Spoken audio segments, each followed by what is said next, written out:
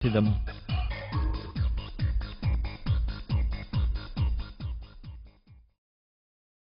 Étranglement guillotine.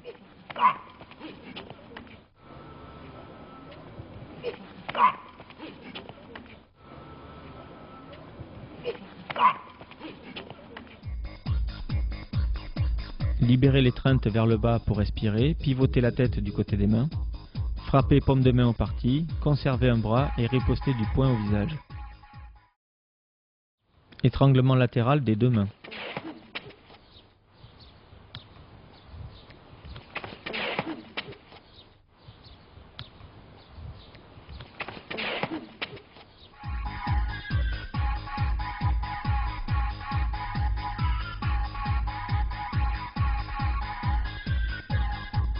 Dégrafer l'étreinte avec le bras qui est devant, frapper de l'autre main paume de main au parti et remonter en coup de coude sous le menton. Collier de côté.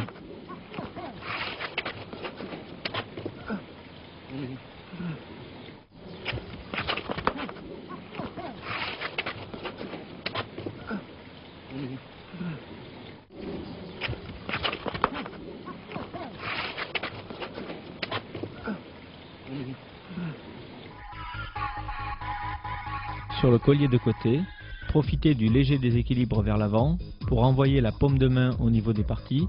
L'autre main passe sous le nez pour renverser la tête en hyperextension, pour permettre de frapper à la gorge avec le poing. Et ensuite on peut contrôler au sol l'individu en contrôle ventral. On verrouille le maintien au sol avec le genou au niveau des cervicales.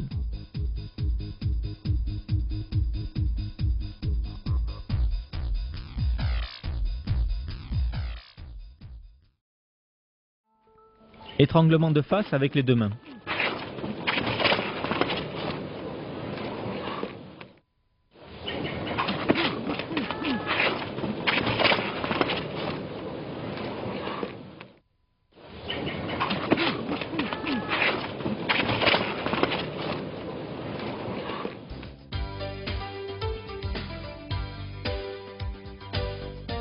Sur l'étranglement de face, je dégrafe la clé avec les deux paumes de main, je frappe au niveau des parties avec le pied, puis au niveau du poing à la pointe de menton ou à la gorge, je contrôle l'adversaire par les vêtements et je l'amène au sol par poussée. Une fois l'adversaire au sol, je le contrôle avec le genou sur la tête.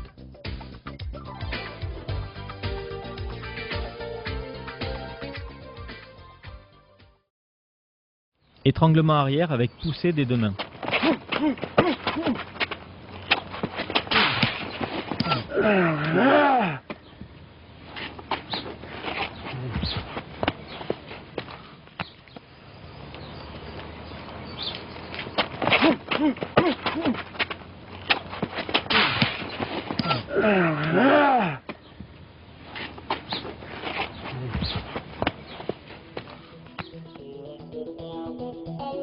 Sur un étranglement arrière avec poussée des deux mains, je profite du déséquilibre pour me retourner.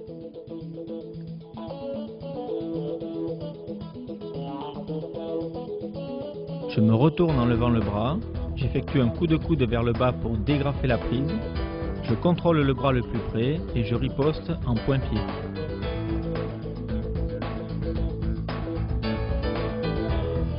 Puis je contrôle mon adversaire au sol par une clé de coude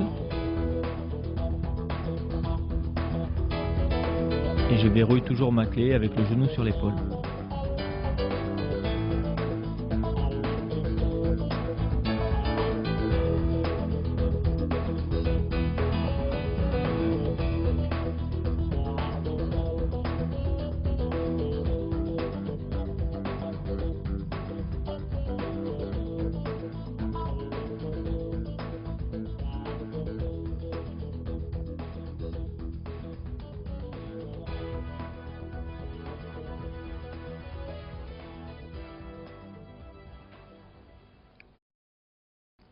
Étranglement arrière des deux mains contre un mur.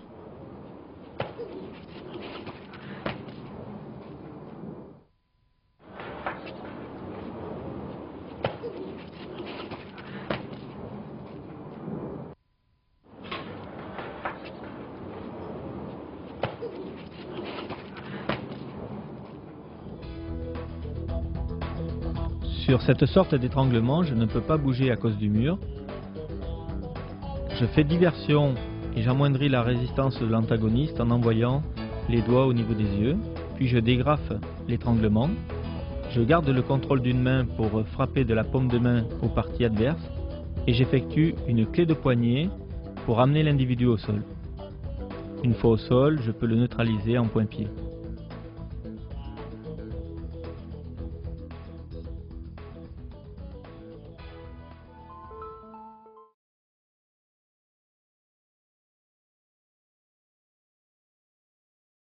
Alors sur les coups de poing, comme sur les coups de pied, on s'entraînera à travailler, que ce soit en garde ou sans la garde.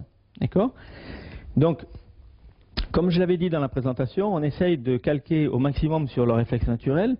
Si vous avez par exemple un crochet ou une gifle qui arrive de ce côté, vous avez maintes méthodes. Vous avez le blocage, vous avez le blocage avec l'autre main, vous pouvez avoir également des esquives.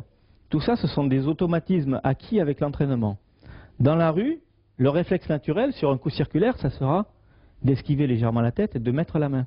Le gamin, ici, il va mettre la main pour se protéger. Et la main, elle sera ouverte, les doigts tendus. Le gamin, jamais il vous fera une esquive rotative, il vous fera un chuteau ou il vous fera un blocage avec le poing fermé. Le réflexe naturel, ce sera d'avoir la main ouverte. Le réflexe naturel, simplement de se protéger comme ça. L'automatisme acquis, ça sera sensiblement le même mouvement. Alors pourquoi les doigts ouverts? Parce que par rapport déjà au point fermé, je vais gagner 10 cm de longueur en bouclier. Parce que le geste sera plus réflexif, puisqu'on a dit le geste de l'enfance, ça va être la main ouverte. Le point fermé, les doigts ouverts par rapport au point fermé, je vais gagner de la longueur du bouclier, d'accord, de protection. Et ensuite, parce que je vais venir en saisie. Donc si j'ai le point fermé, il va falloir que je rouvre la main pour la refermer pour saisir. D'accord? Donc là, je serai déjà prêt, je vais gagner un temps pour la saisie après derrière, puisque c'est la self-défense de rue. Ce n'est pas simplement une escrime pugilistique d'esquiver, de donner des coups frappés. C'est esquiver, riposter et saisir pour venir finir en corps à corps. L'automatisme qu'on va acquérir sera de bloquer main ouverte, mais en présentant le bord cubital, l'os, de repousser l'attaque, d'accord, bloquer, riposter, et on va essayer avec l'entraînement de faire les deux actions simultanées. Au lieu de bloquer puis riposter, je vais essayer de gagner un temps, de faire les deux actions simultanées. Défense sur coup de poing circulaire au visage.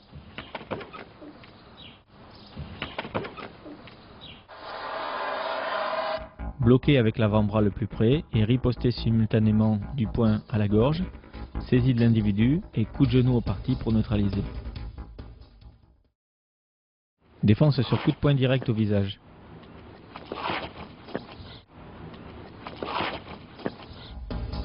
Parade chassée sur l'extérieur et frappe simultanée paume de main au parti, on contrôle le bras et on frappe au visage.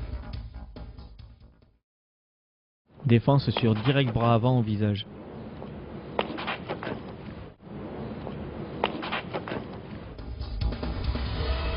Sur une attaque directe bras avant, esquive intérieure et parade chassée bras avant, contrôle du bras, frappe avec le tranchant de main et avec le tibia. Sur direct bras avant, esquive extérieure. Sur direct bras avant au visage, esquive extérieure, frappe simultanée, contrôle du bras et riposte en crochet.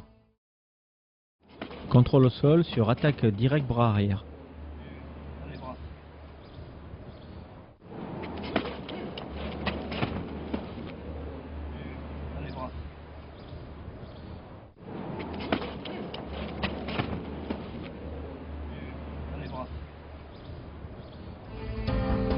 Esquive et frappe simultanée au parti, contrôle du bras, frappe du poing au visage, contrôle de tête, rotation de tête pour amener au sol.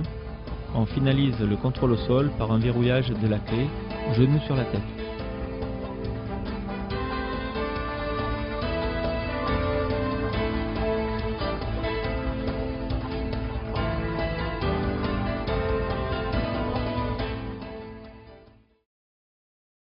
Défense avec amené au sol sur direct au visage.